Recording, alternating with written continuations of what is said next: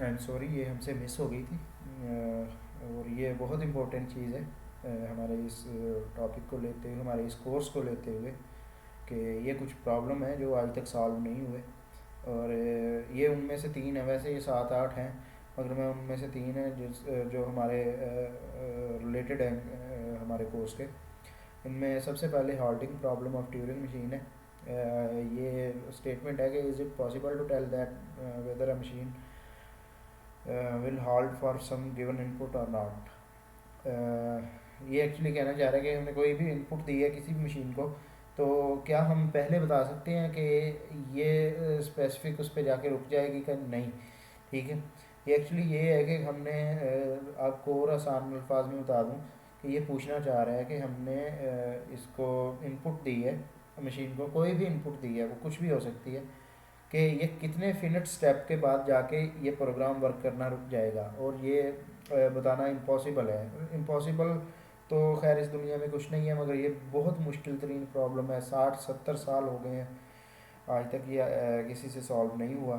ठीक है, दुनिया लगी हुई है इस पे, कैरियर लगे हुए हैं, साइंटिस्ट लगे हुए हैं इस पे, मगर ये आज तक सॉल्व नहीं हुआ। और इस पे $1 मिलियन का प्राइज़ है। ठीक है, नेक्स्ट आते हैं। ये मिलीनियम प्रॉब्लम्स में है जो पी वर्सेस एम पी है। ठीक है, मैथ के। और क्ले मैथमेटिक्स वाले भी इस पे $1 मिलियन का प्राइज़ देते हैं।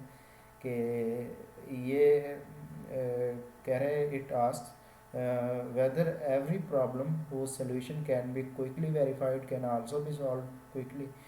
तो ये कह रहा है कि किसी भी प्रॉब्लम का सलूशन अगर हम आसानी से या तेज़ी से वेरीफाई कर सकते हैं, क्या वो प्रॉब्लम भी उतनी ही तेज़ी से सॉल्व हो जाता है कि नहीं। बहुत सिंपल सा लगता है, मगर ये नॉन डिटर्मिनिस्टिक पोलिनोमियल का प्रॉब्लम है, और इसकी मैथमेटिकल कम्प्लेक्सिटी इंतहाई ज़्यादा हाई है। ठीक है, कि ये इवन समझ आना भी, ये तो सिंपल सी स्टेटमेंट है। ठीक है, मैं बता रहा हूँ। और इस पर $1 मिलियन का प्राइज़ है अगर कोई ये सॉल्व कर ले। नेक्स्ट है हमारे पास ट्रैवलिंग सेल्समैन प्रॉब्लम, के given a list of cities and the distances between each pair of cities, what is the shortest possible route that visits each city exactly once and returns to the origin city।